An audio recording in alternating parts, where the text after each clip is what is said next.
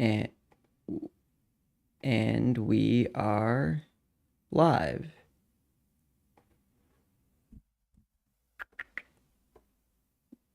And we are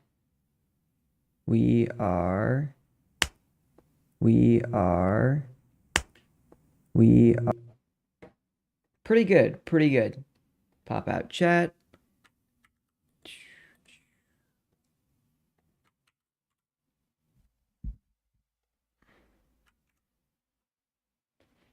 And we got chat H.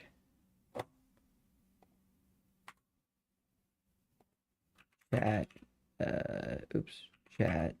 Why is this not working anymore? Chat V and chat T. That's all of them. Very cool, very cool. Can this make sounds? Oh. Ding when new messages come in. It says yes, but it doesn't. It is what it is. Wait, where's the done button?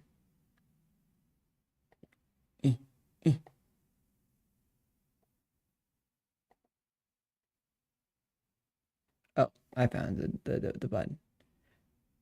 Hey, well, you guys might have noticed. Oh, I should probably announce that I'm live.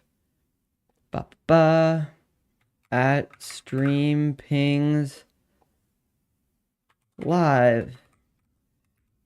And our OBS setup looking nicer than usual. And then what's a good emote for that? Like a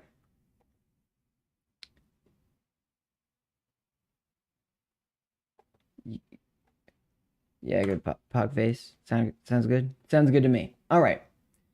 So this is an hour later than I. Oh, my chat goes on my face. I see that now. Chat can go. Oh, and the fade on chat wasn't working. Oh, okay. I can fix that one real quick. Let's see. Chat. Filters. Image mask blend. Okay. I guess this is the first thing we do on stream today. Bop. Bop. And it's called chat fade. Chat? I feel like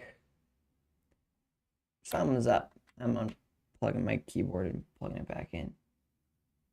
C. Go to something that starts with C. This is slow. What's happening here?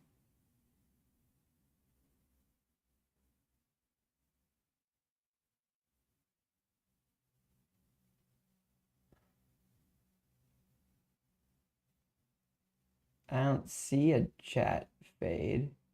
Do I see it here? I do. This. Okay. We can find that. It's just in my resources, chat fade 20. And now our chat. Oh, hey, Shadow Dev, you're already here.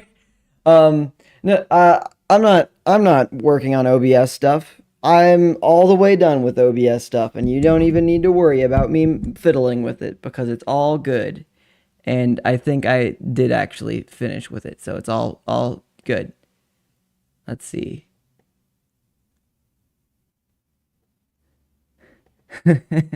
No more OBS stuff. Okay.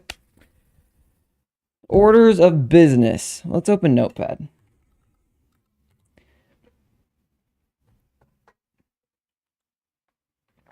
Oh, wow. Looks super pretty outside. All right.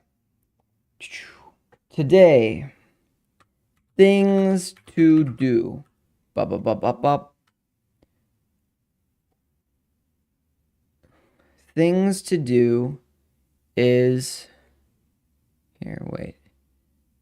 I'm not adjusting anything. I'm just I'm looking at my vertical stream. Things to do.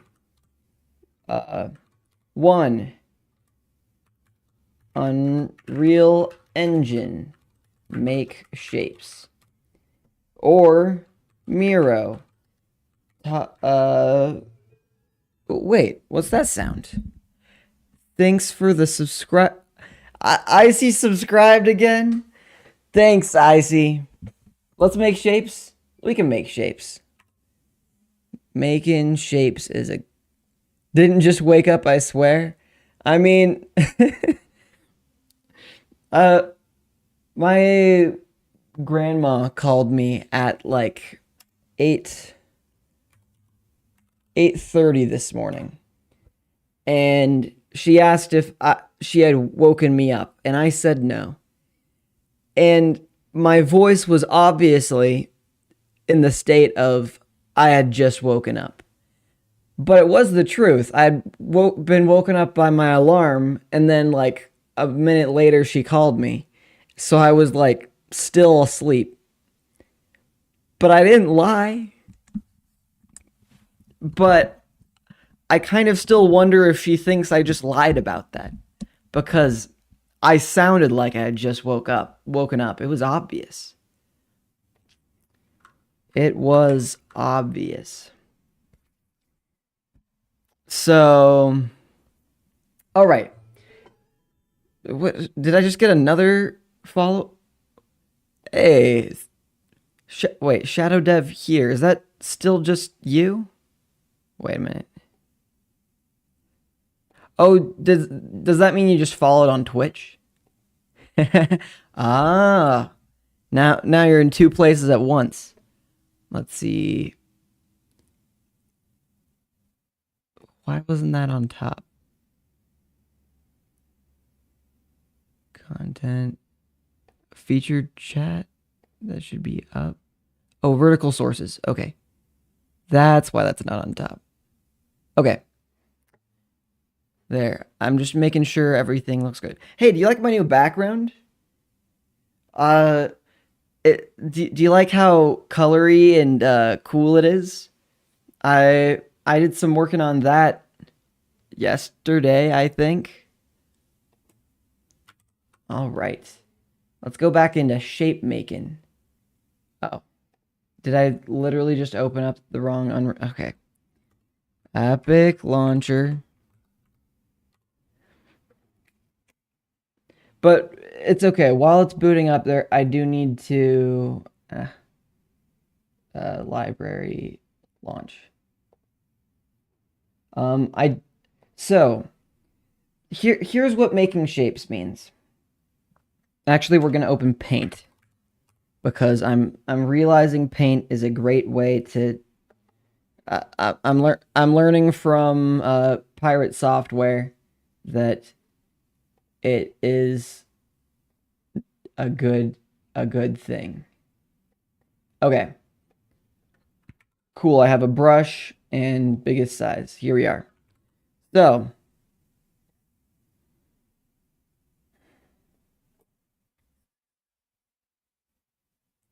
what we need to do, if I have a cube of all of its 8 vertices, yes, 8 vertices, except when I'm drawing, it's less like that.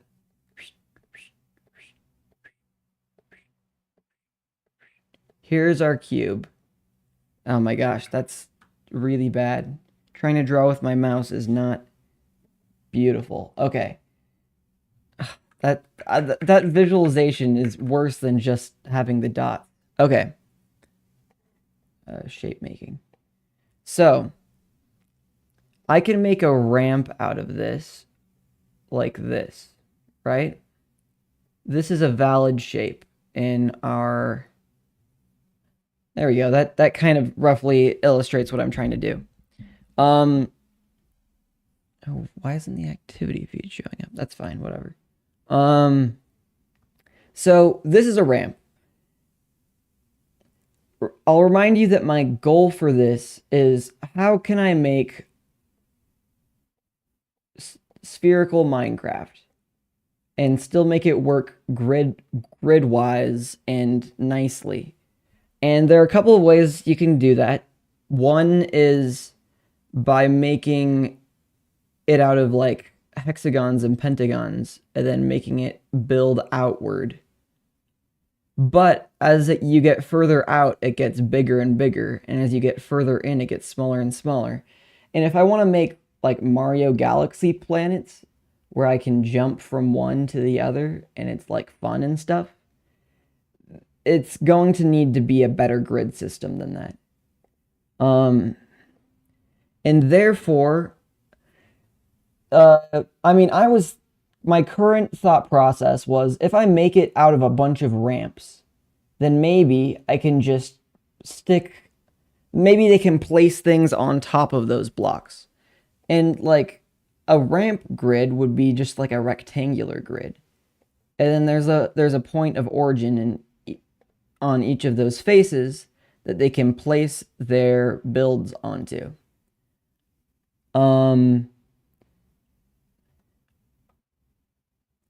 But just ramps on its own, especially for a big planet, isn't gonna quite cut it. So what I was probably gonna do was have a cube with 26 vertices. I mean, kind of more than that, because you end up with ones in the middle of each face. And then that way I can start doing steeper and more shallow ramps. And here's where we get to what we're doing today, which is how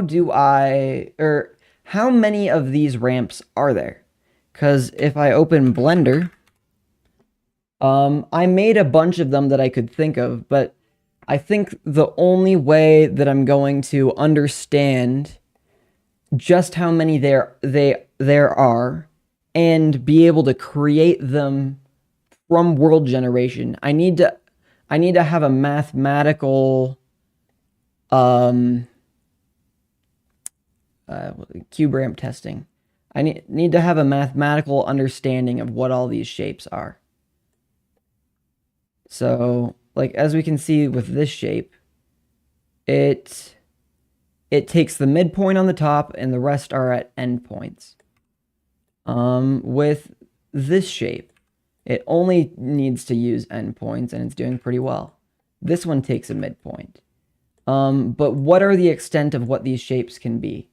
And that's where we get into making shapes. And we're going to start with just basic cube ramps that only use our endpoints and not midpoints.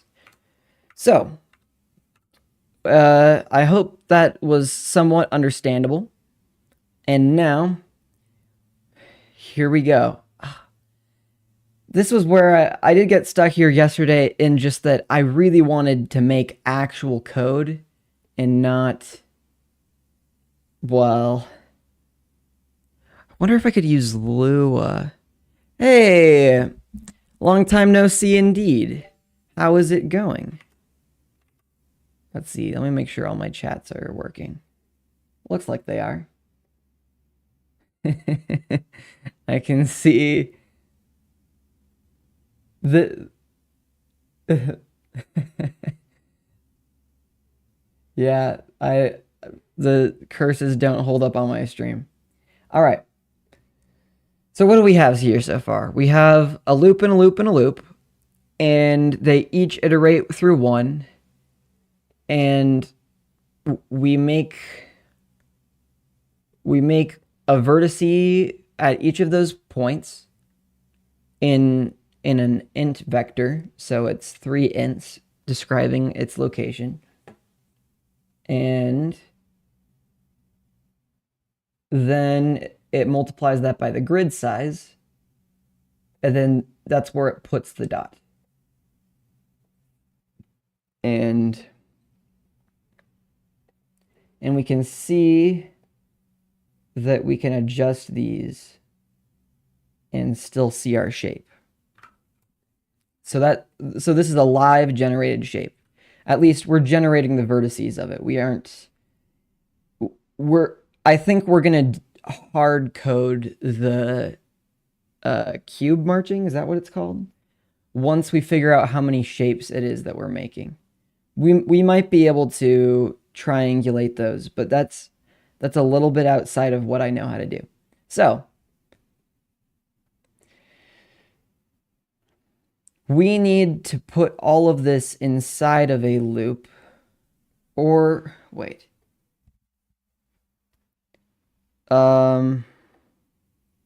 Oops. How did Blender end up over here? Paint. New. Don't save. I shouldn't. Okay. So I paint it black, and then I make it like this. Okay. So how are we going to iterate through this? Do I have a hexagon I can make? That'll help.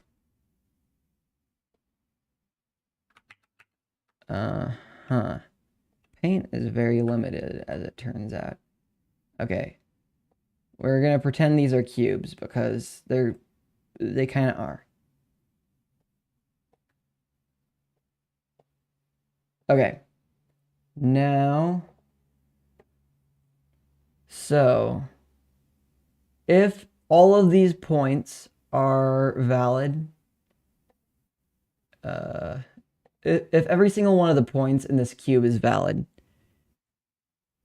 what's the key to this consistency? I never finish a project which I start. I don't know. Ask me that in some months if I actually finish this thing. But I am still working on the same thing. I don't know. The key to consistency.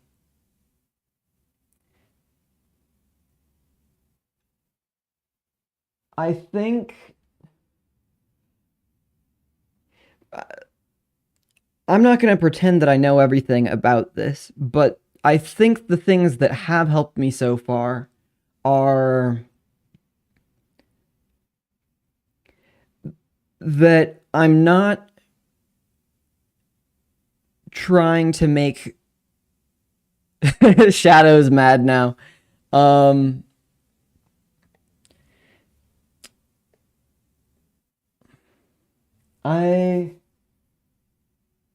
I know the thing I make isn't going to be perfect, and I want to make it anyway.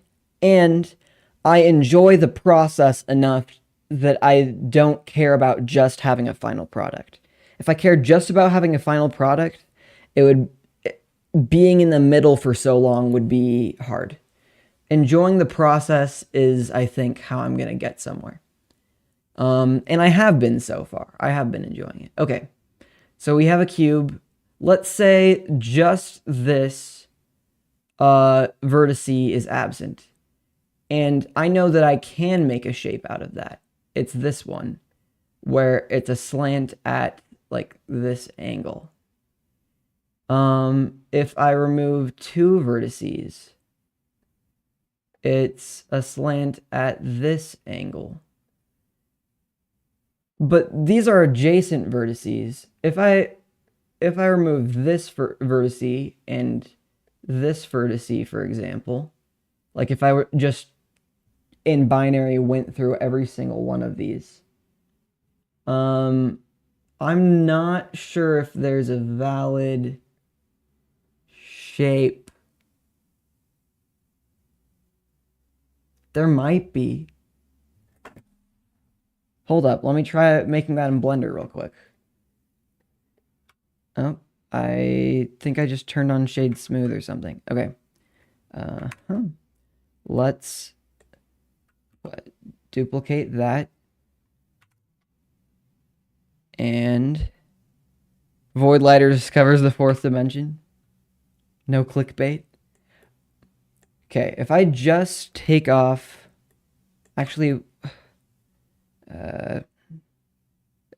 XD is how I delete things. Shift A. I want just a regular cube for a minute.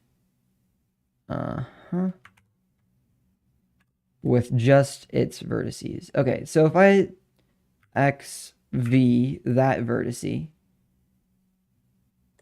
now what I end up doing, I can make faces with all of these sides. If I delete this V, now can I do the same thing?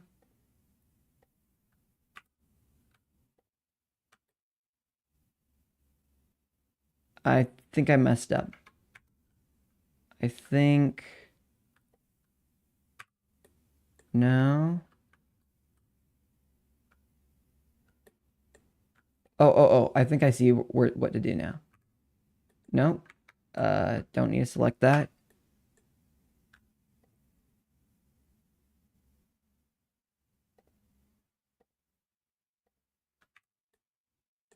Okay, maybe I was right when I made this bottom triangle.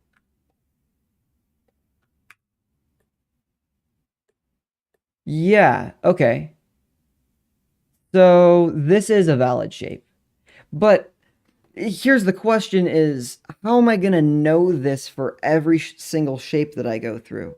What made this valid? Oh, it's time to be real.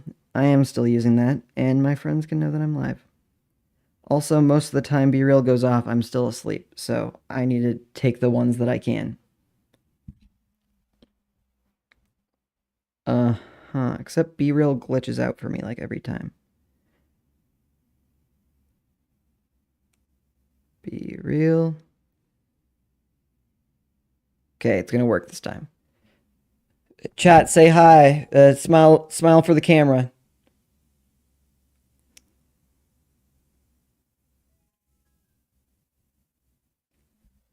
There we go.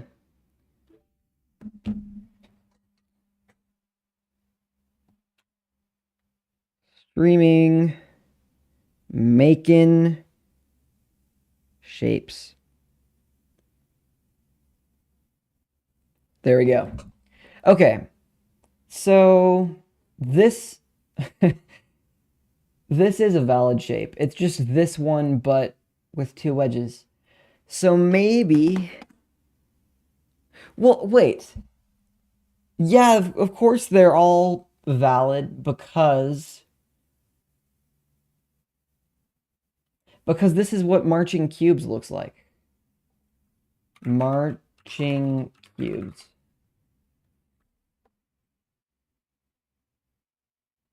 Okay. Images. Show me what all the marching cubes look like. This right here. Maybe this one too. Okay. That's really small. Whoa. What about this one? Does this show me better? Okay.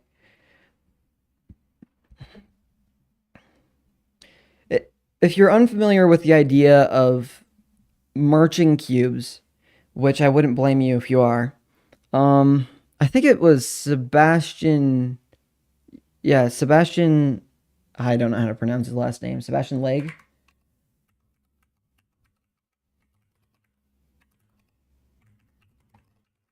He has a really good video about it. I think the marching cubes that I want to do. Whoa, that was mesmerizing. Okay, this guy's using marching squares. It's if you want to generate a world out of voxels, more or less, you can take a sphere. Oh, this is going to be a bad explanation. It'll work well enough, though. Imagine taking. No, not a sphere. Imagine taking a plane, and then you add a noise function above it at every voxel. So some of these are going to be 1 on, some of these are going to be 0 off. And maybe I just use paint for everything. Well, and when they're on, it'll march through all of them.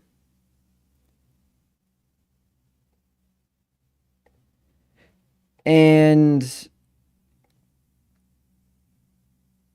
I lost. It'll march through all of them. It'll go square by square by square, and it will generate these in between shapes. So even with a noise function, you can have a pretty smooth landscape, like is shown here and here. You it it becomes easy to generate something like that. Now, here's where we get to the tricky part. Okay, so if we're deciding every single one of these is valid, now I need to do it for, let's see, how do I, oh, can I just, oh, I should make layers. Can I'll hide this layer. I'll paint bucket in black, and then I'll draw on this layer. And oh, there we go. So, what do we have? If instead of making my cubes the way I have been, let's make a cube like this. It has vertices, oops, at every midpoint as well. In that way, we can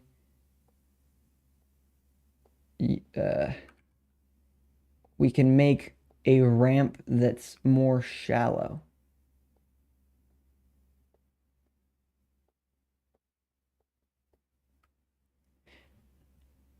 How many of these configurations exist? That's what I've made a lot of in Blender. I have,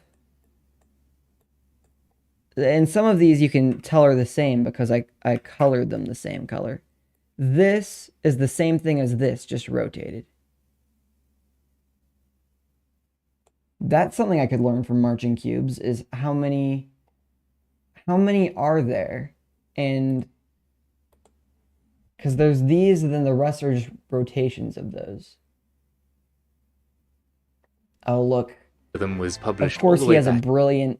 This is marching cubes, better than I could ever describe it because he just showed it. And these are every shape that you need for those. Everything else is just rotations of these.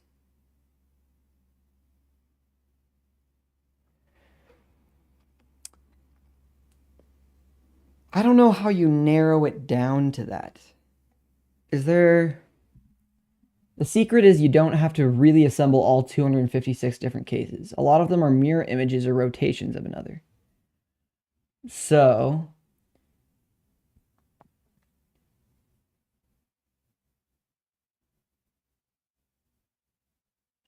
Oh, okay, here's another trick. Okay. This is the same as this. It's just a flipped normal. That makes a lot of sense.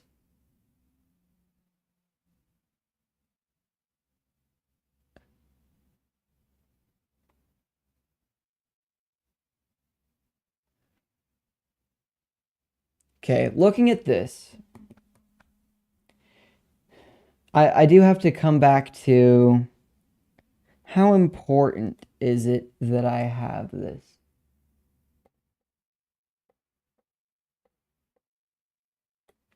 Here's about as round as I can get with these shapes. It is not terrible. If you lived on any side of this sphere, if you extend it out, it would be livable. You could build a base there. You could build a base there. Probably well enough. Oh, but I discovered some more steeper ones. Do I just implement all the ones that I find? do I just make it that simple? Do I stop trying to march cubes? Maybe so. Oh, I'm fading out at the bottom. Huh. I think simple is better. Simple is better. So, how many did I have? Here's how many I have so far. Shadow, you're right. You're right. I have regular ramp. I have offset ramp. I have half ramp. I have half ramp with slant. I have full ramp, full slant. I have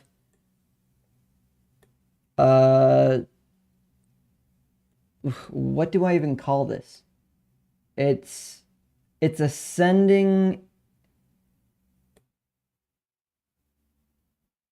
Wait, and it's different from this, which I could tell by doing this. It's another ramp. Good call, good call. How many do I need? Well, that's why I was looking at voxel sphere. And do I need this shape, for example, too? This shape is a ramp on both edges. It's like a slab ramp, if I were to call it.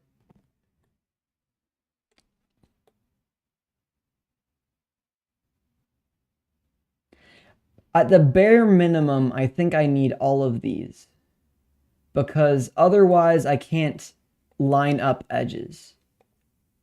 Like, let's see. This is, you know what? I think I can get away if I can just categorize everything that I have here. I think I'm in pretty good shape. So let's look back at these guys. So, I feel like I want to have a pen in my hand and write these down as I look at them. I can do the same thing with Notepad and this on half the screen. Okay. What are our shapes? We have, I'm going to call this, because it's going north. North doesn't matter. What I need is, they each have two directions, right? They have a direction and a steepness.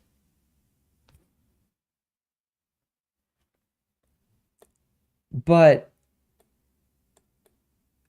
the steepness, well, how am I going to categorize this guy? This is like this one, but it is,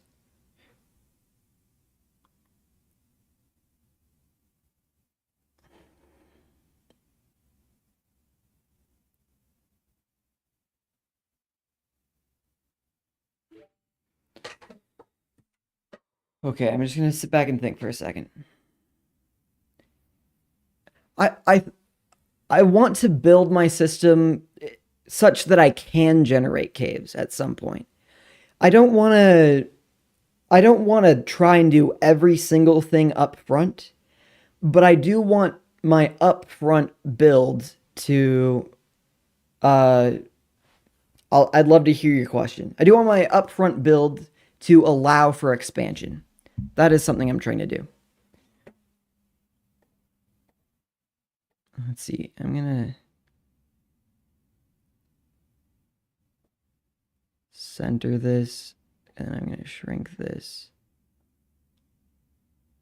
What do you think of? Very relevant, I see. This is the first I'm hearing of it. So, I don't really know about Drake diss track. You're right, super relevant.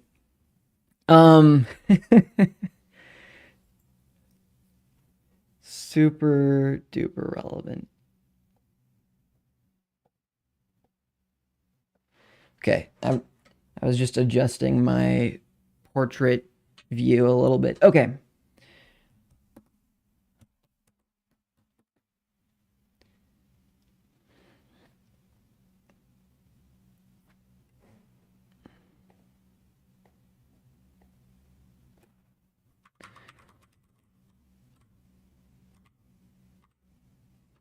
There, that looks better. Okay. I just need to. I don't think I should derail to figure out because I haven't heard the Drake diss track, so I probably should just stick with what I'm on, which is this.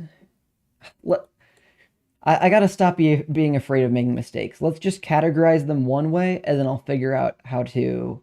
Okay, this is. Oh, let's start with cube. There we go. We're at a great start. And then slab. And then we have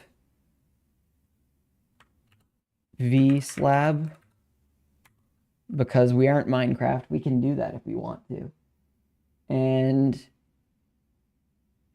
yeah, that's a good place to start. Those are our cube has a steepness of 1.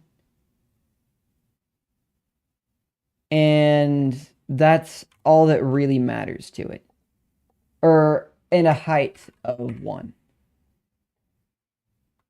Our slab has a steepness of 1 and a height of 0.5. Should I just call it 2?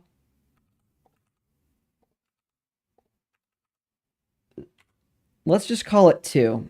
And then I'm only using 1 and 2 instead of using 0.5 all of the time. Steepness of, well, actually, technically its steepness is 0. And its height. Okay, our vertical slab, its steepness is infinity. How do I write infinity? U. Its steepness is up.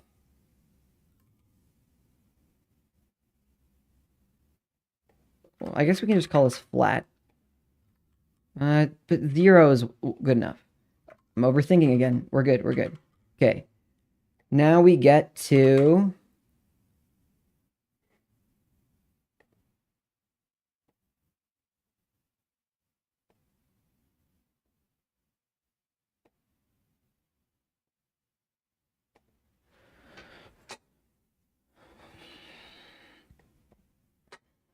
okay, vertical slab. Its steepness is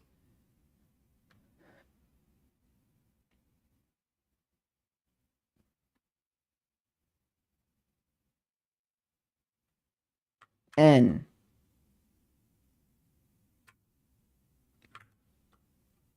X. Yeah, its steepness is X. I don't care enough. Okay. And its height is 1. Okay, now basic ramp. Its steepness is, oh, how do I quantify that? It starts at 0 and ends at 1. So its steepness is 0 to 1. Which makes this, or it ends at 2. Maybe I should be using 0.5 just so I can keep track of things. That's what it is in my head. Okay. 0 to 1, 0.5. Okay. A ramp's steepness goes from 0 to 1, and its height is 1.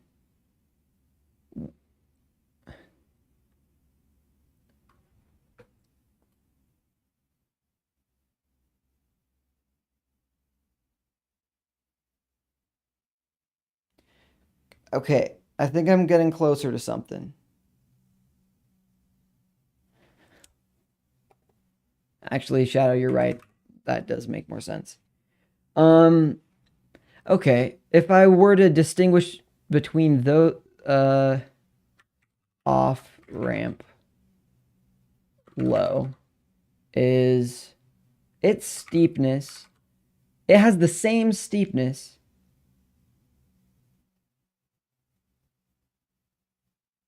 Shoot, how am I going to fully describe this? If it were extended, its steepness would go from 0 to 1. But its height is 0.5. And then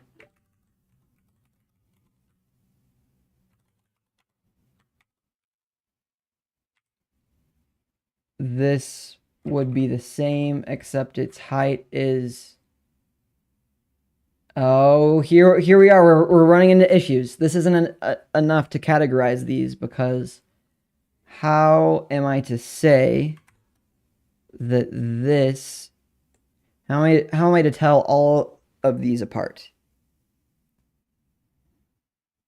I could say what it goes from and to. I'll have problems with that too, but I could try it. So our first one goes from 0 to 0.5. And our second one goes from 0.5 to 1. And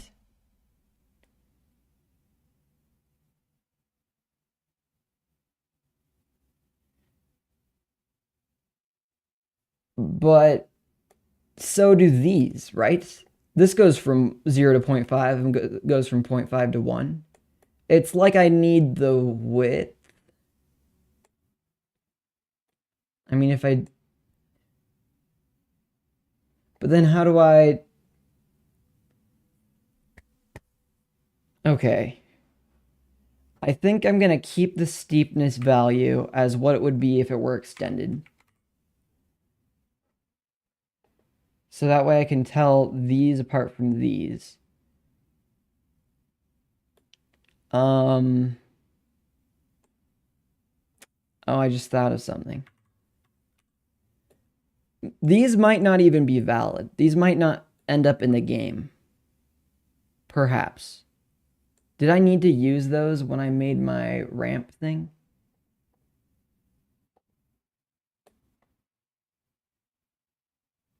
No, not really. Perhaps those don't go in the game. Let's try half ramp.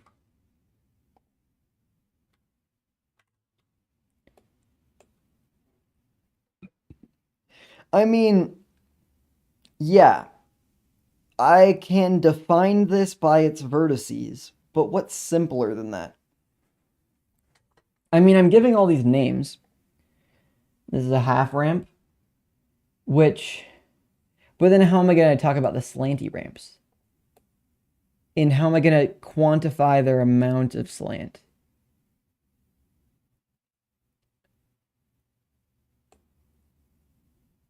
Okay.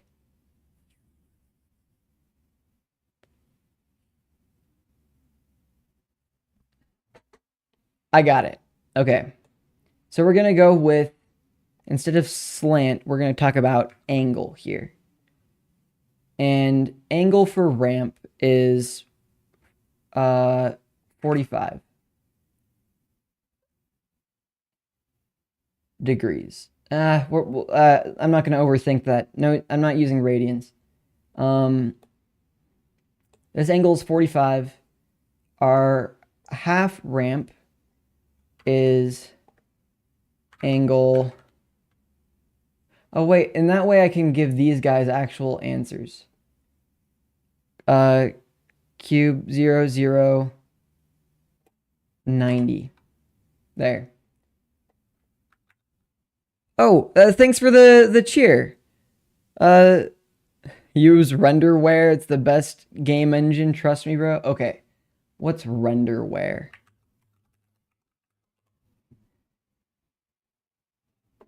Best game engine. Trust me, bro.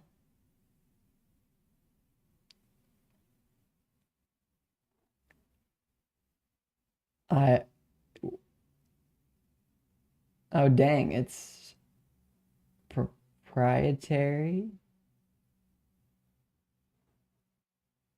Old and outdated. So trust me, bro, still. PS2 era was never publicly available.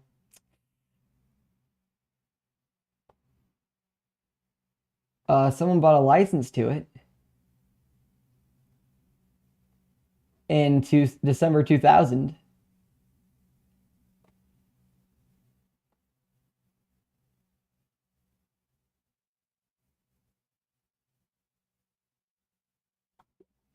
Oh, that's still pretty fun. Okay.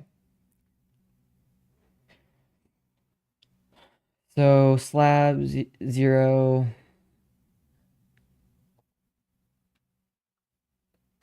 And height is just 1. Height is just 0.5. Height is just 1, but it's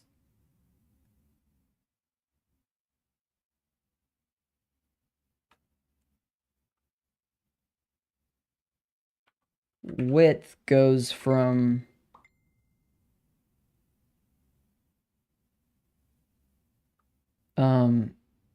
I got distracted by text. It's width goes from 1 or 0 to 0.5.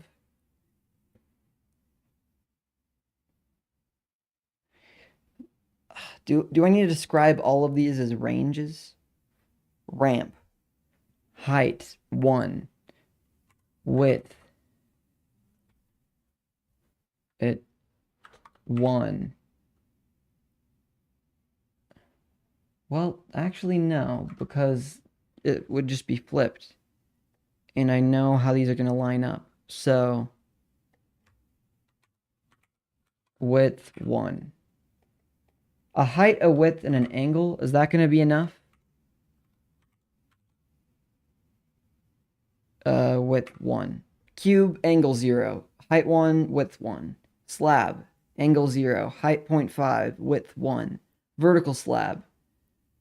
Angle 90. I mean, this one doesn't really even need an angle. This one's still just 0. GTA Vice City engine.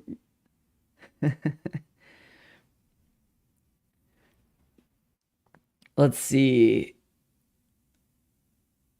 You meant to say GTA Vice City engine. Okay, let's see. GTA Vice City engine.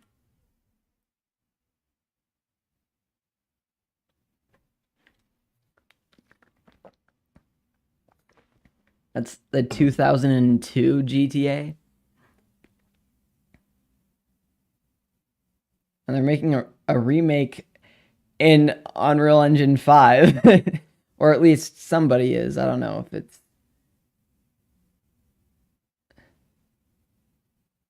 Wait, I just want to see the actual game. What does it look like?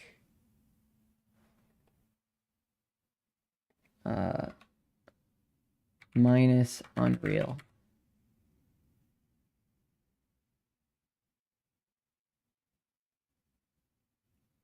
Probably this. That's probably what we're looking at. Beautiful, beautiful. Okay. I mean, vertical slab is just... I mean, it still has a flat on top.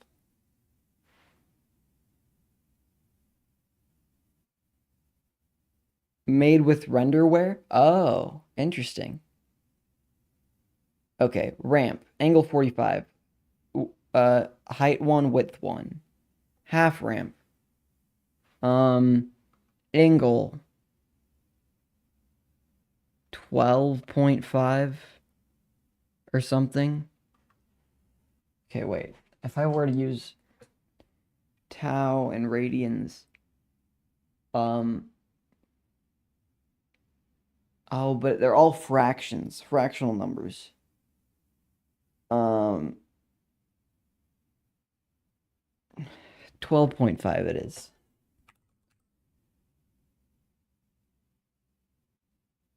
Oh, but soon I'm gonna need an angle describing both directions. But at the same time,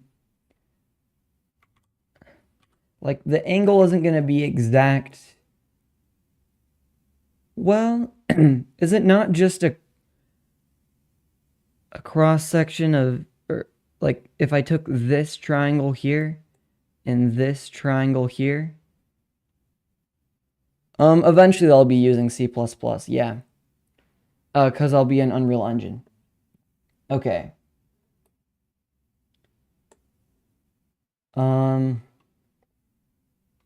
So half ramp, height 0.5, width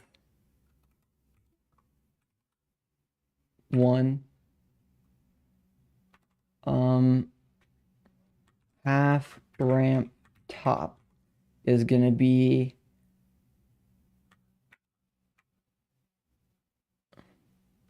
angle 12.5, height 1, width 1. At least in C#, there's a data type called decimal. So, like, you should check if there's something like that in C++. So you don't run into floating point. Yeah. Am I crazy? Okay. I've thought about floating point a bunch. And by a bunch, I mean I'm inexperienced, but I thought about it a lot. The two easiest solutions to floating point are you move the world instead of the player. And so you don't get into really far distances that are less accurate.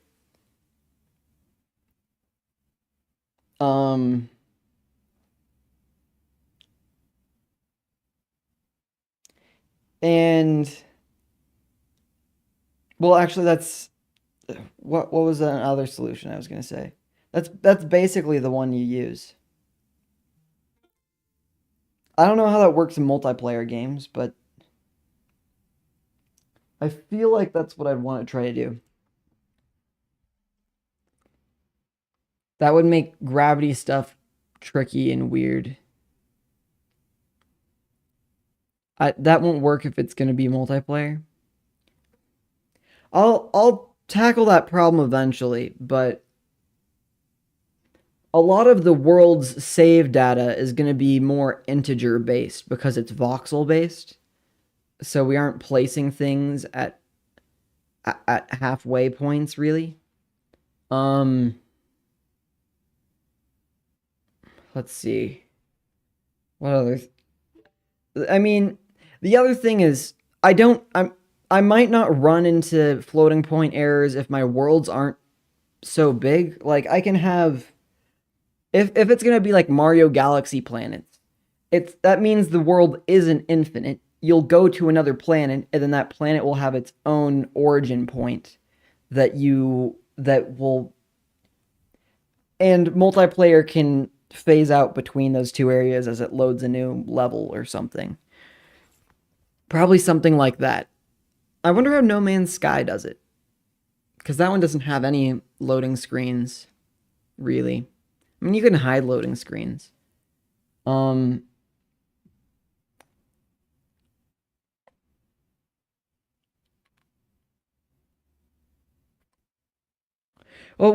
we'll figure that. We'll have to tackle that problem at some point, but I think we'll be able to figure it out.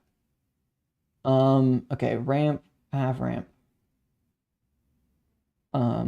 Okay, a half ramp top.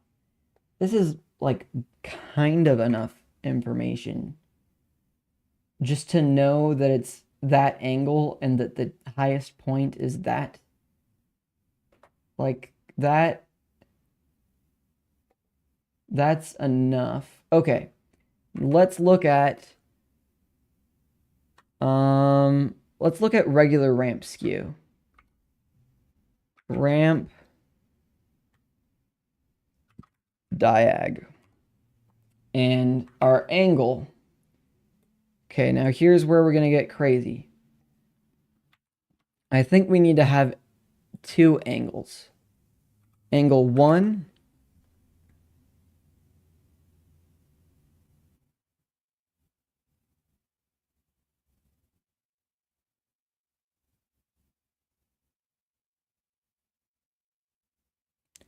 yeah. I do plan on using integers a lot.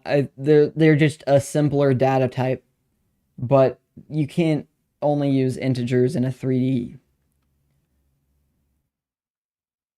You can't really. Yeah. Okay. So this has a 45-degree angle. Let me just double check, by the way. 45 divided by 2, 22.5. I thought I was off. There we go. A2 is 45, and then width 1, and height is 1.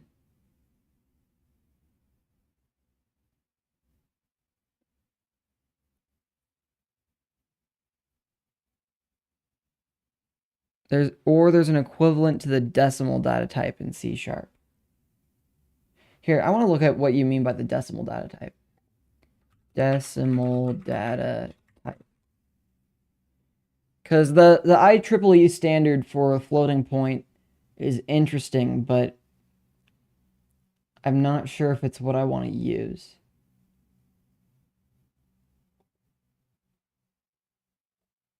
Some programming languages or compilers have built-in decimal data types representing non-repeating decimal fractions like 0.3 and negative 1.17 without rounding to do arithmetic to them. The decimal type of Python. Rationale. Fractional numbers are supported on most programming languages as floating point numbers or fixed point numbers. However, such representations typically restrict the denominator to a power of 2. Most decimal fractions, or most fractions in general, cannot be easily represented as a fraction with a denominator that is a power of 2.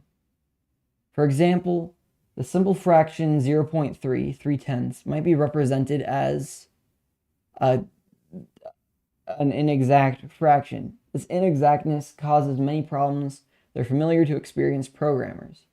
For example, the expression 0.1 times 7 might counterintuitively evaluate to false in some systems due to the exactness of the representation of decimals. Although all decimal fractions are fractions, it is thus possible to use a rational data type. Let's see, how does it...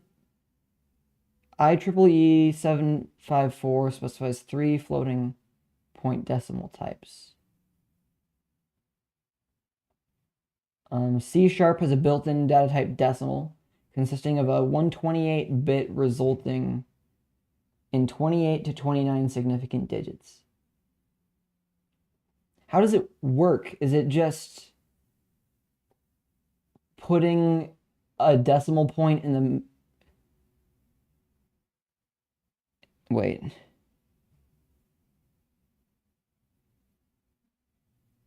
Putting the decimal point in the middle and having an integer on each side of the bits? 128 is a lot of bits. I mean...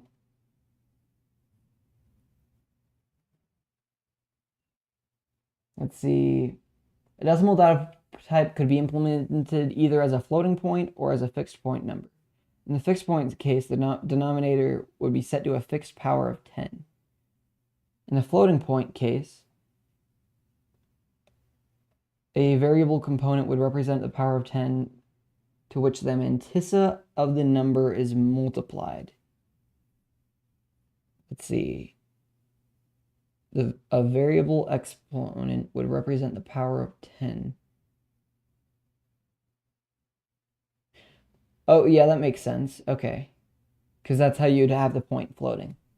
If you don't know what a mantissa is, I watched an excellent video yesterday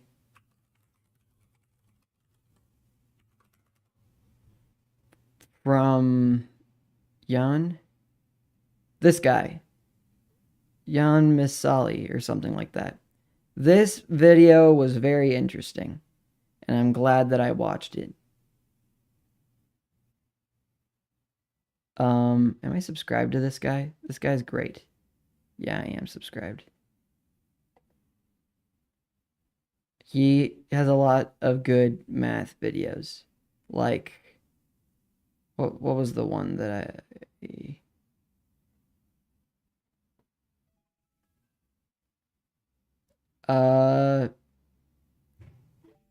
well, this shapes video was interesting. Oh well, anyways.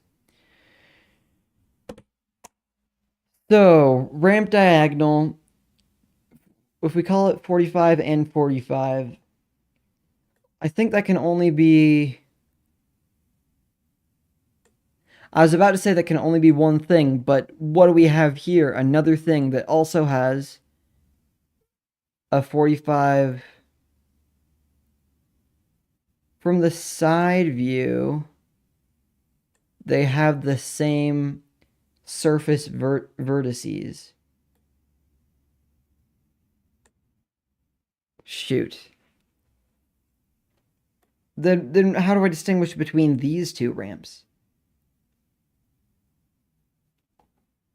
Maybe with the height somehow? These both have the same range of heights. This has 0 here and 1 here.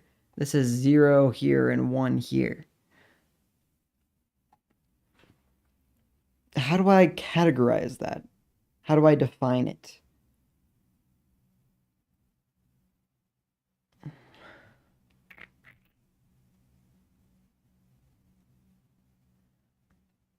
The Kendrick Lamar diss track on Drake. I'll have to learn more about that later.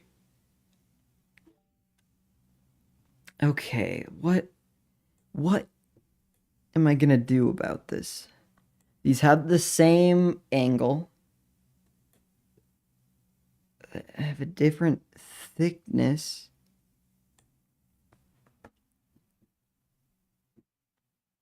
Okay, this is the part where I step back and ask why I'm trying to categorize these. If I can just name them.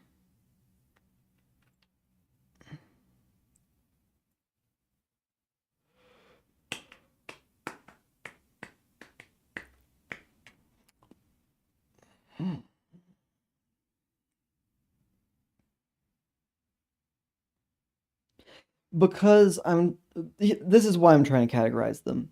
If I'm trying to generate a sphere, how do I know which one to use? That's really where I'm at. Maybe let's think about that.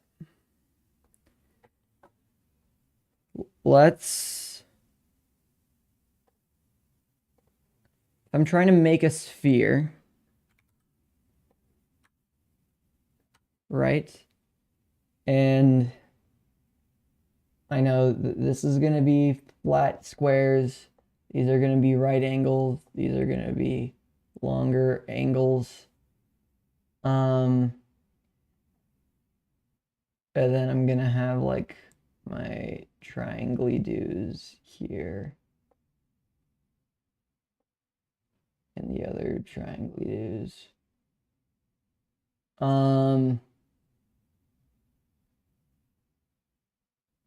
Okay, so if I create a voxel sphere that's just like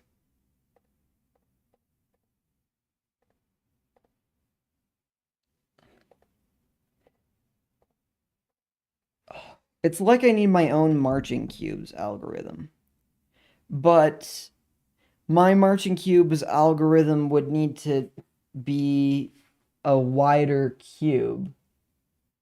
Like, it would need to be this big so that it knows when to make a slant like that.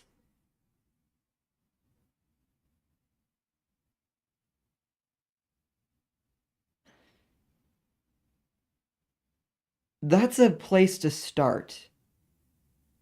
But for regular marching cubes, there's already 256 things that they can turn out to be with different rotations and things, right? But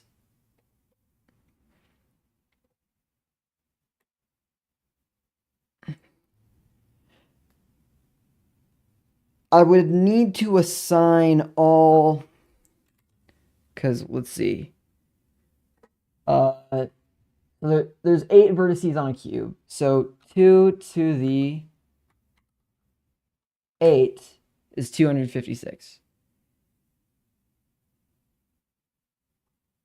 If I widen that one, so instead of 8, it is 3, 6, no, I mean 3, no, I mean 9, 18, 27, no.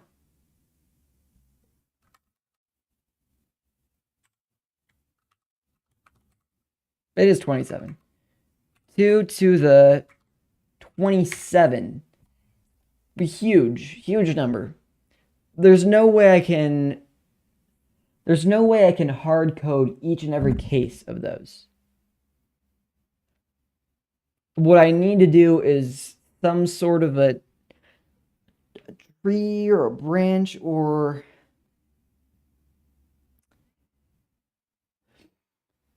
I could use like wave function collapse, maybe. Wave function collapse. Here, I'm gonna adjust the lighting here.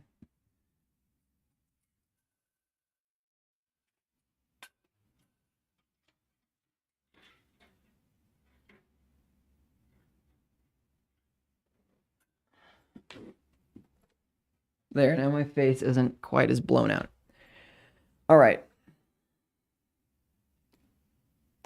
So I obviously need to programmatically approach this. If I want if I want these to generate and be smooth,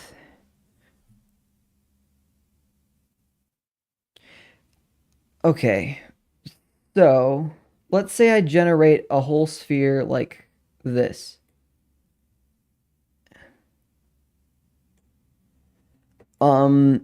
I could use regular cube marching to figure out where these go. I could randomly assign some of these to be different, but that wouldn't work very well. I could say, hey, if this and this are right here, then turn it into a slantier one. Hey, welcome back.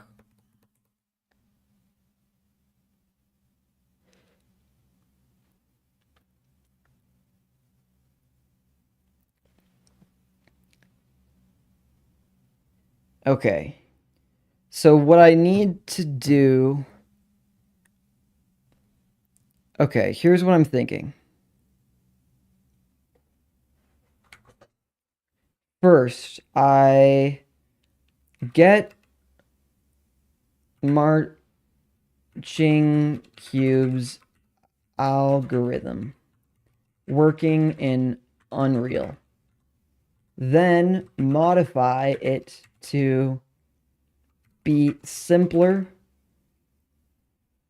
But is a marching cubes eventually what I'm gonna be using? Or do I need to take a wave function collapse approach to this? Let's see. So can I just make a grid? Is that possible in this programmy thing? How big is the map gonna be? It's a good question. As big as it can handle. Since these are going to be generated and they're going to be spherical, they're going to range from so small you can jump around the whole thing to big enough that there's a horizon and it feels flat. Um, the feels flat, it can feel a little bit roundy, but I want you to be able to build a flat house on it and it feels right. Or even a big castle. That'd be cool. Build a big castle on the planet, but it doesn't but the curvature is affecting it only a little bit. Yeah. The intent of this, the whole intent is that I'm creating a planet out of voxels that are smooth enough to build on.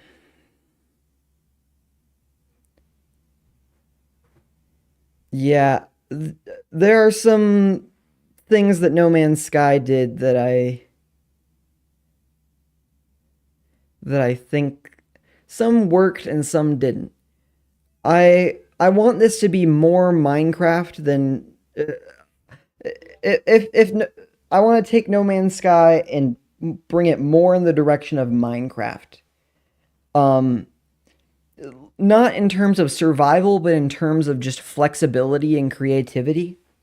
Um, let's say Minecraft creative mode, but then the gameplay loop is still gonna offer challenge, just uh not because you need to collect diamonds or whatever. At least that's the idea so far. Okay, looking at this, the biggest problem is this right here.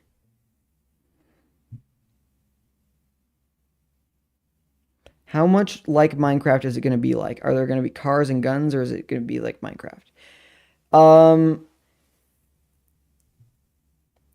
there might be cars and guns. There will definitely be spaceships. Might be pirate ships.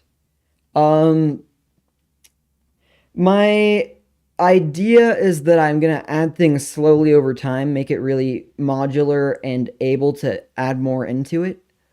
Um, like I think speeder bikes from Star Wars are really cool. I think it'd be really fun to zoom around your planet on that. Um, that is, yeah, that's what I'm. Okay, okay. So say you're a person standing on this part of the planet. Yeah, I'm sure that it will. I'm sure that it will. Say I'm a person standing on this part of the planet. I break into the ground and it's at an angle. Because this isn't Minecraft and because digging isn't an important part of the game to get resources, you aren't just, it's not going to matter so much that you can't dig straight down. But you're going to want to be able to build a home at this angle. So actually what it's going to be,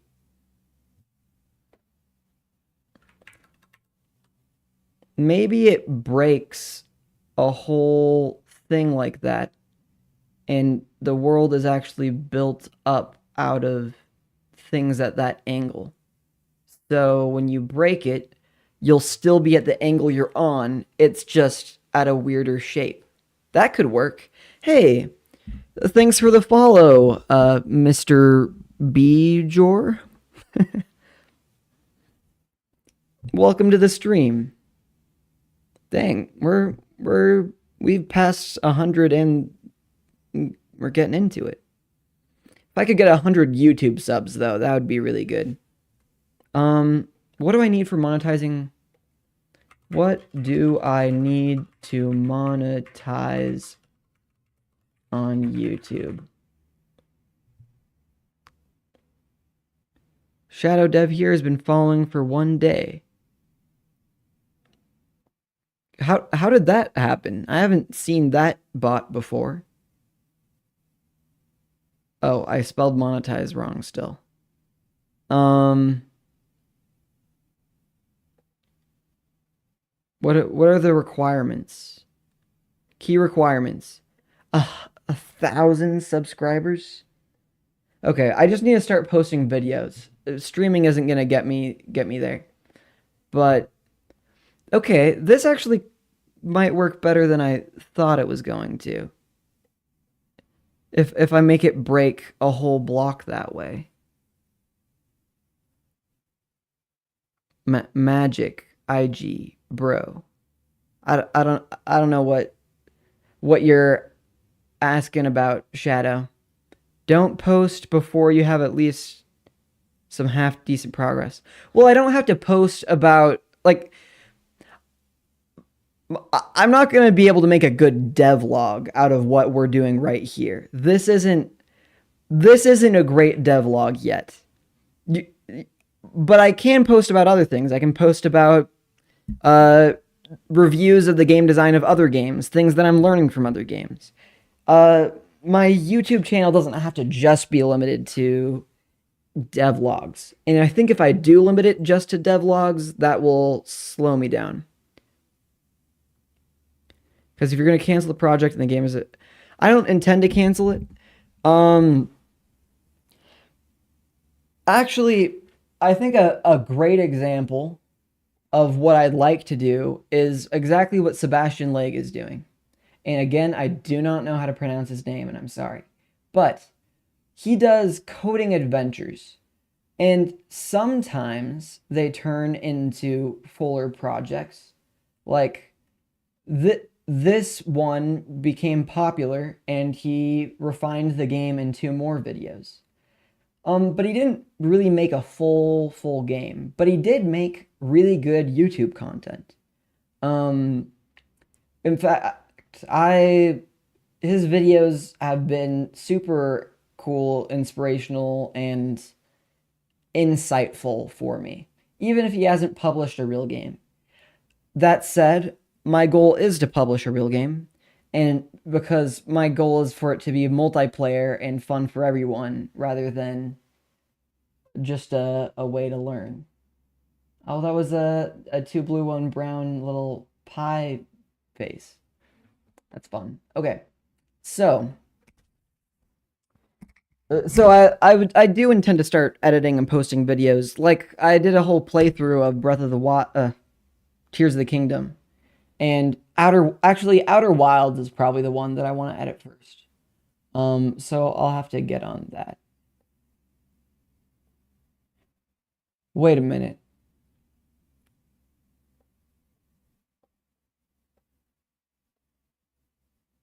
If I want breaking the ground to break it and a slab underneath it,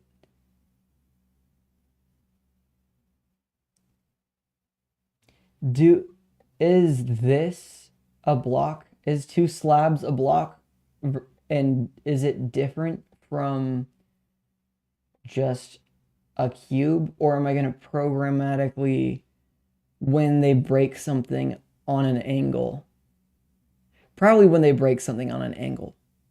Well, it could be both. If I generate the world and I have like concentric circles going around, making it so all of these are double half slab blocks, that's a lot of data that I'm creating. Is there a problem if you break something at an angle and then it... Probably not. This is probably fine. Really what I need to figure out is how... I didn't know that could move my cursor. How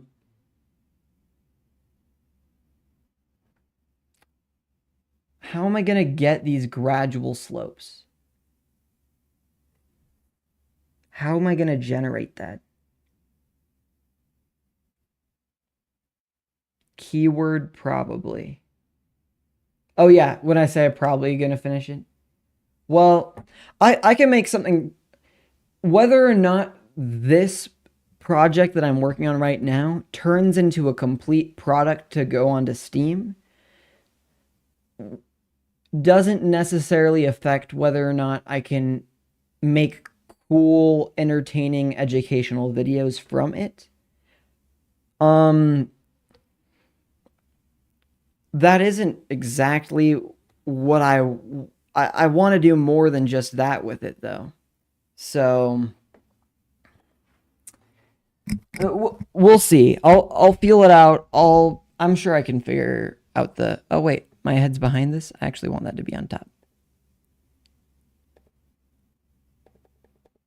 Now that I'm green screened, there we go. Whoop.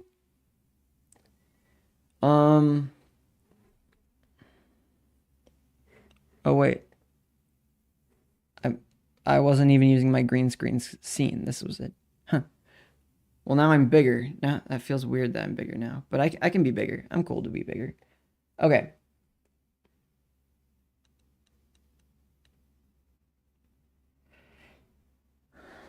If I want slants like that, it really would take a marching cubes of size of 2 wide instead of that.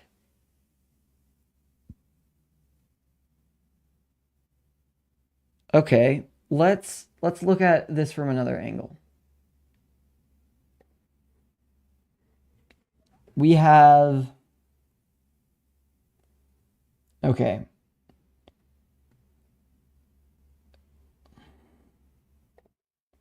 Let's make some cubes.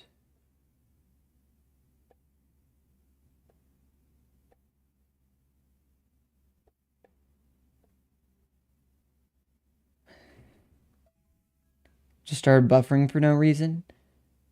I'm not seeing any lag on my end.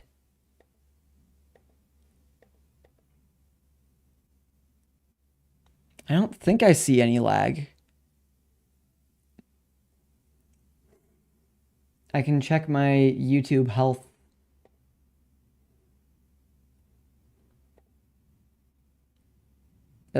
It looks like things are fine on my end. Okay.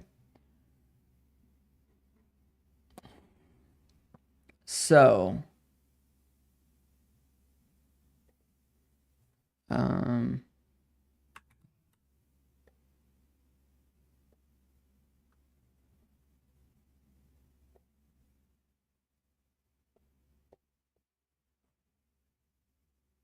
if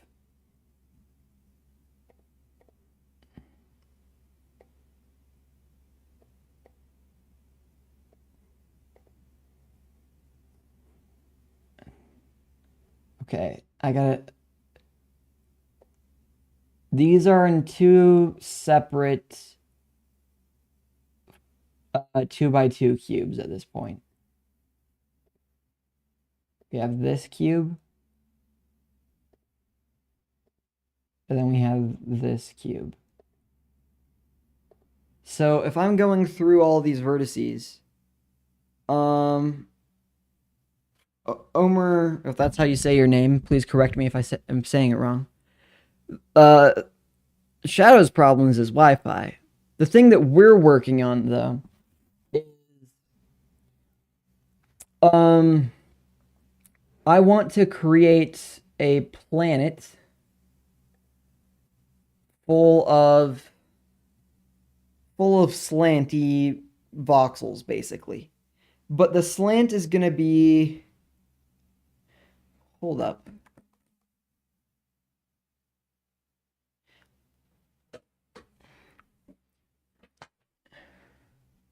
The slant, okay. Let me show you in Blender. I want to create a planet that isn't this blocky. I want it more round like this. And I'm trying to think of how I would generate a planet like this such that these slants are working. Because these slants are using more... They're basically breaking the cube into to 8 little subcubes instead of the classic thing. So, because if I were just generating these kinds of ramps, I could just use a regular marching cubes algorithm, simplify it down, and then it would just be cubes and ramps and these ramps. Okay, here's a thought. Marching cubes, the way it works is it takes a noise function. Let's see. It takes a noise function and then turns it into, oh, I don't think it's possible to voxelize a sphere, which it sounds like you're trying to do, then smooth it with marching cubes. Planets are locally flat. We do a tons of earthwork to make building plots flat, right? So here let me show you. You're absolutely right. Flatness is a tricky thing. And if look at this as if it's a Minecraft planet. There's a tree on this side, there's a tree on this side, and it's great so long as you're on one of those sides, but once you're in the middle, gravity going like this, that just, you're on big blocky cubes and it doesn't feel good. If it's like this,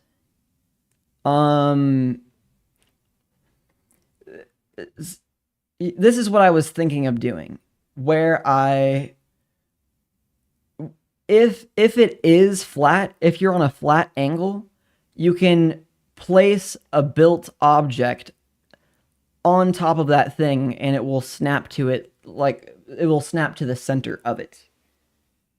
That way, you can build flat things on the side of a planet and it still works. The issue with that is, well, there isn't an issue. I just wanted to upscale this and make it so I have ramps that have half the angle, that aren't full angled ramps. So, yes, I basically am trying to voxelize a sphere. You could just take a sphere and do marching cubes on it. But I think what I might end up doing... Okay, there are two thoughts that I have. One is I do marching cubes, but increase the size of the cube. So it does 8 blocks at once instead of 1 block. And then that way it can make things more sloped, which could work. Or the other thing I was thinking of, you're taking a noise function to sample these anyway, right?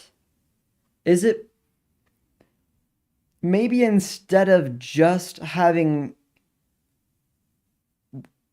0 and 1, maybe I have 0, 0.5 or 0 and 0.5 and 1. Wait, I kind of want to think about that idea for a second.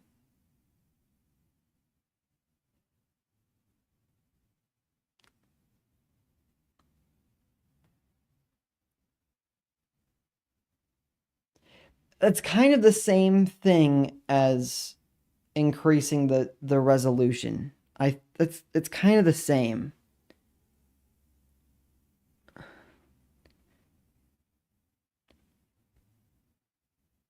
Well, that's all postulating. What I guess I need to do now is Unreal Engine 5 marching cubes. Because if I can't get marching cubes working in Unreal Engine 5, then I have to figure out a thing already.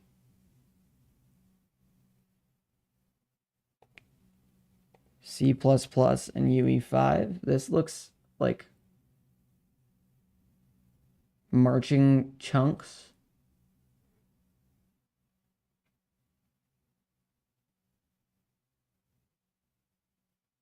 Huh. Wait.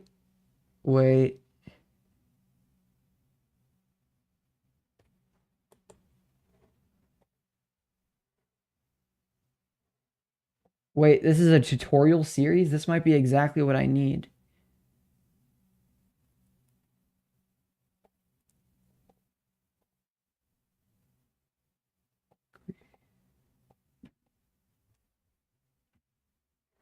What? Let's see.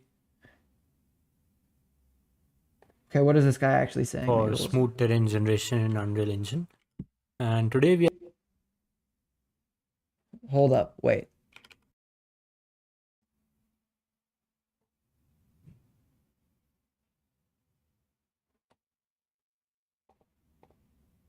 I thought I got these working yesterday, but now I won't worry about it. are going to do just that. So we'll be implementing the marching cubes algorithm today. So down in the description, I'll have a link to Sebastian Lang's video as he explains the actual algorithm in a much better way using some visual aids. Though it's for Unity, but the algorithm stays same. So I recommend you go watch his video first. So yeah, let's get started. So a quick note, I did some refactoring in the project, which will make it easier to implement these new generation algorithms. So both of our current chunk classes and also the new one that we are going to create today are going to have some common code. So rather than copy pasting it everywhere, I created this chunk base class and all of these chunk classes will extend this. So this class is responsible for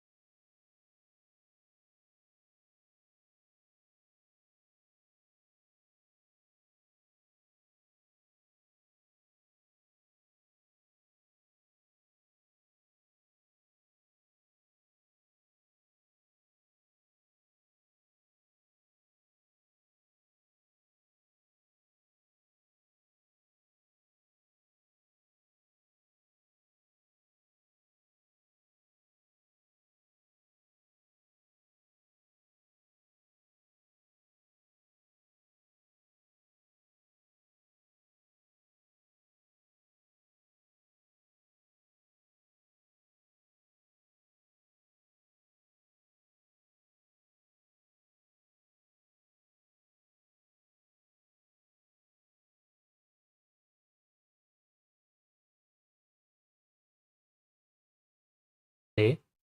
Hopefully it runs properly. Yeah. So we have our marching cubes algorithm working. So this is the angular look that I was talking about. Since currently there's no interpolation happening, everything is offset by 0.5.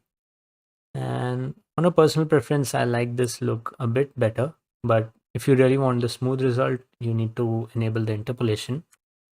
So we can go back in our blue. Yeah, I've been muted. I forgot I was muted. That's why. Let's see. Let me just really quickly. My thing should be working.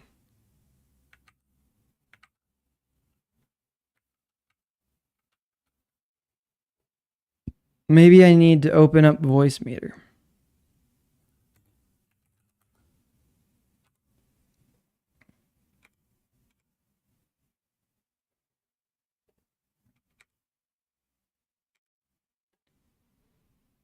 Oh, I know what's happening.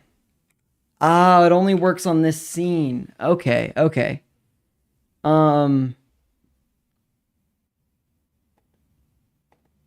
Wait, I got it. This is okay, edit script. This is what I got working the other day, where now it says I'm talking to chat when I'm just muted, but if I mute myself entirely, so there's that. Really quickly, I bet I can make it use the current scene. OBS auto hotkey. Or wait, I bet I have the tab still open in here.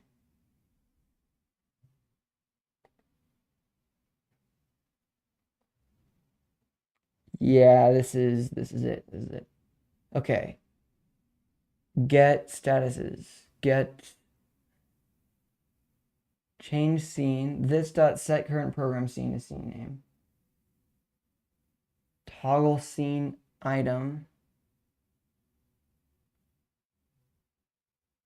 I could just rename it in the code. That wouldn't be too hard. Oh.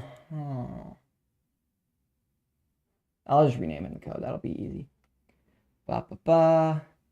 We take my send muted function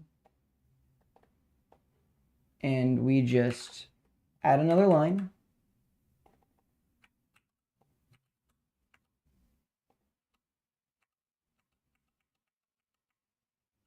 I'm really confused what's happening here.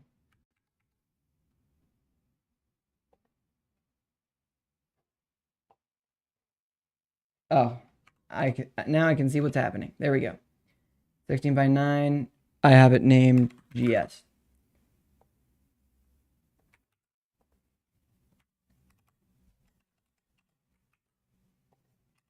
Yes. Save and reload.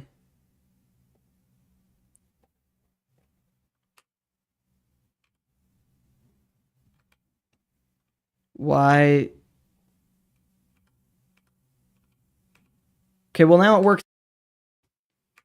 It's good enough. It's good enough. I'll leave it like that. Okay. We're going to open up the project. Wait, where is Unreal Engine?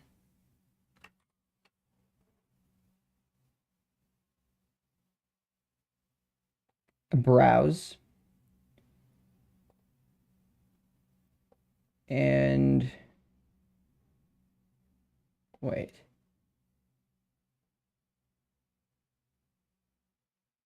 Vault, Dev, Unreal 5, this one, that guy, open. Open a copy. Because it was made with a different version of Unreal Engine. Yeah, sorry. Now you can tell when I'm muted, because I fixed that. It's all good. Okay.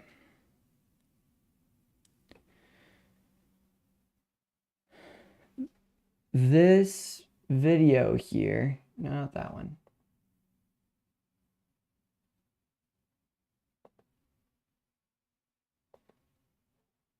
Wait, where'd the video go that I was just looking at? Oh, this is it. Oh, okay.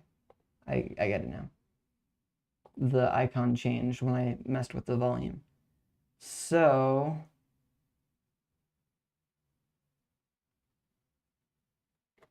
I'm actually really excited that somebody did a deep dive here.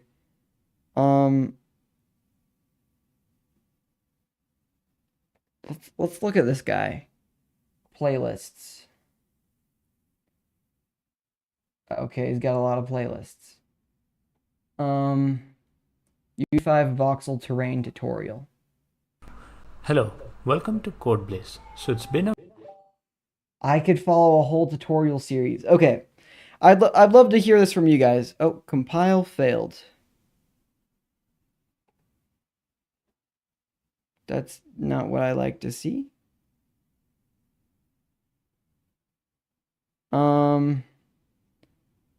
It was for Unreal version 5.2, but I thought that wouldn't mess things up so much.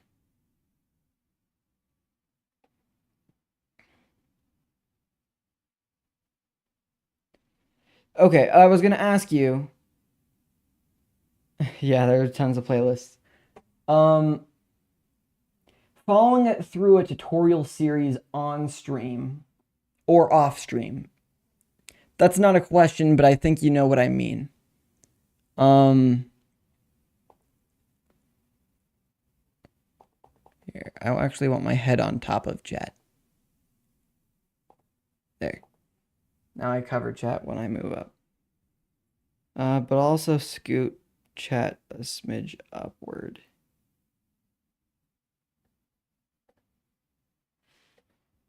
And back a smidge downward. There. Yeah, so now I can just barely cover up your things. Okay. So following through these tutorials on or off stream is my question. Because I could follow through this right now, plug in some headphones so you don't hear echo and I can actually talk with it. Actually, do I have my headphones right here? I do. I have them tucked away all nice and tidy. But using C++ to make voxel terrain is really exciting to me. Oh man. I'm so glad somebody's made this.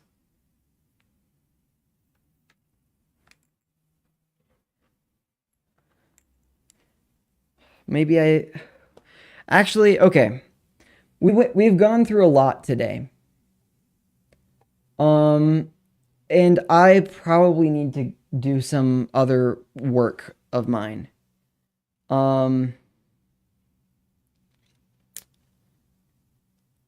Yeah.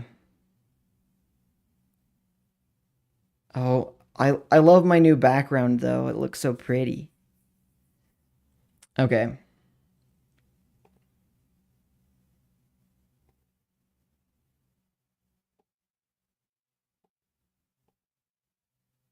Wait a second.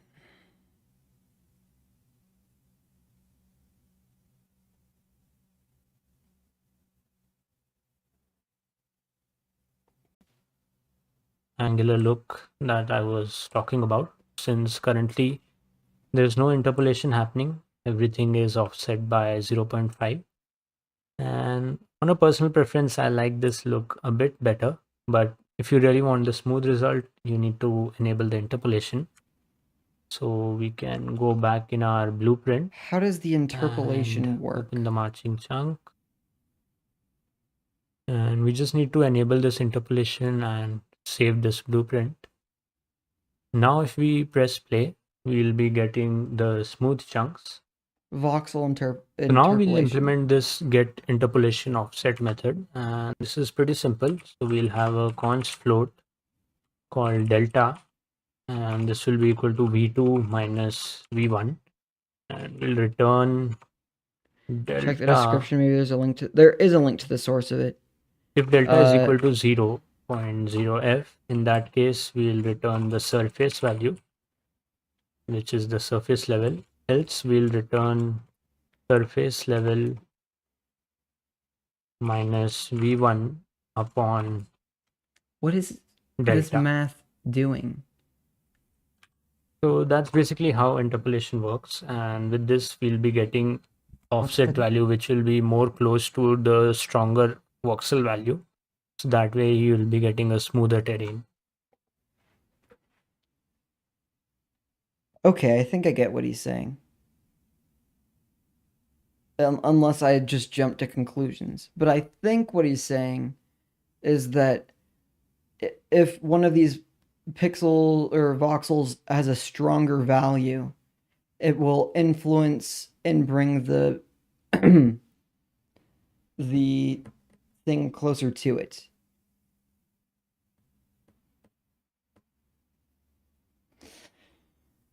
Does that work with what I'd want it to do?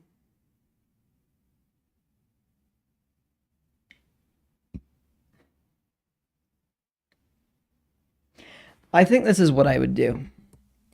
I think I would make. No, I think this is a path forward. I do the marching cubes algorithm.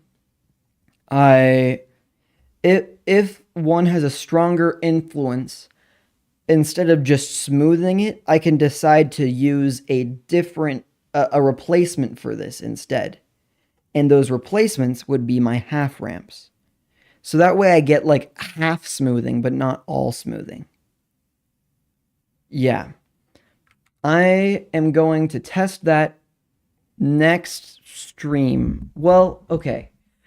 Shadow Dev, before you leave and before we end stream, my question for you is it interesting for me to follow through a tutorial series on stream? Hello, welcome. Because sometimes I need to do more learning off stream so that on stream stuff is more active creation stuff. This will probably be pretty slow. Okay, I get. Not really, I guess. I don't know which part you're responding to there. You might need to do a full sentence for me to understand.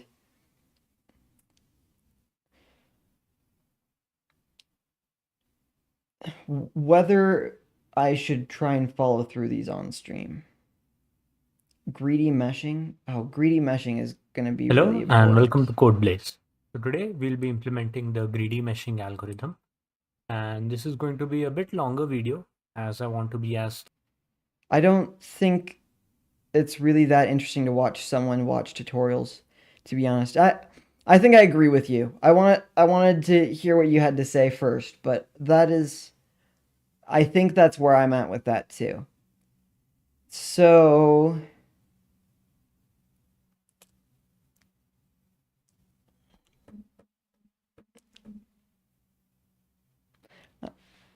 I mean, I could stream it anyway. It just wouldn't be as good of a stream. I don't really like that. But I also don't. I could do it off stream. What I'd need to do is I could work on it off stream. I could make sure I have all of the Git like versions of it. Hey Orca, how's it going? Sorry to burst your bubble, but I'm probably about to end stream. Okay, I think I would need to follow through this off stream. And then once I have something interesting, that's when I can. It's maybe I'd show like progress updates on stream because progress updates are more interesting, and I can show off what I've been working on. Yeah, I think that's what I'll do. Before I end stream though, let's see. voidlighter.com/calendar. What do we have here? So this was today's stream. Thursday. I might switch up my schedule a little bit. The Saturday time works pretty well. I could probably do an afternoon one. Like a Wednesday afternoon, maybe?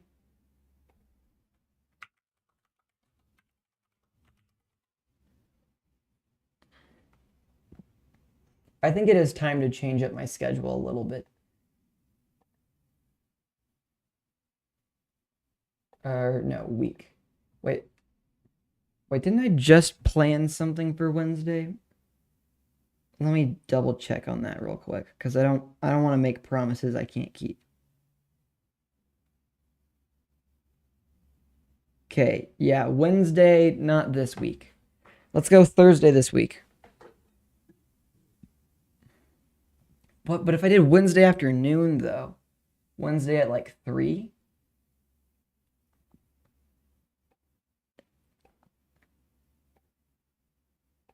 Let's try a stream right there and see what happens.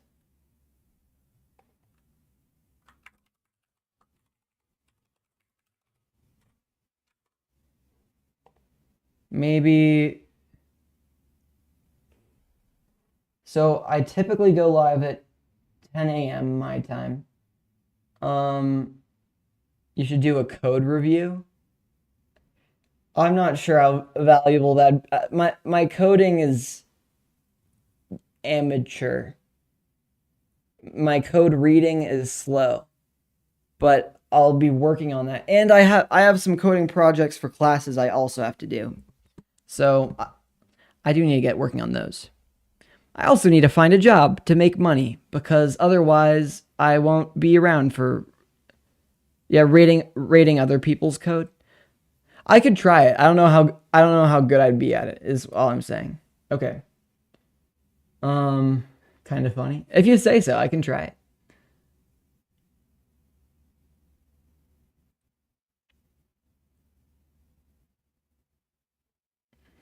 I think in the future, let's go to next week.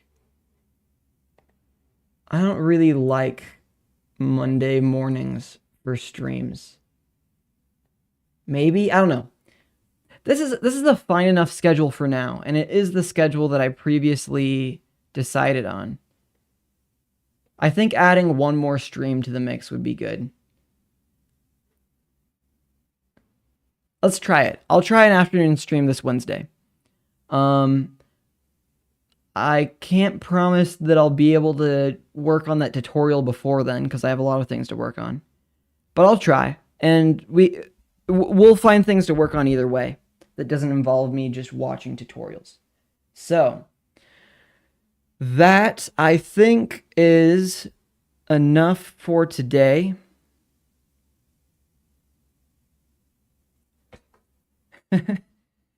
You like this schedule? You know what? I'm glad. I'm glad it works for you. Whatever I do want it to be something regular, something that you can count on, so you always know that I'm going to be live at a certain time. Because otherwise it's not as valuable, you know? Oh, my camera does not look as good up close, but it's whatever. I'm gonna get a haircut soon, and then you guys can all not have to look at this. I'm just going a little Einstein and all. That's never a bad thing. Anyways, thank you all for tuning into the stream. Remember, when I say farewell, heroes, I'm talking about you guys. So, farewell, heroes, and I'll see you next time. It's been a great stream. Take care.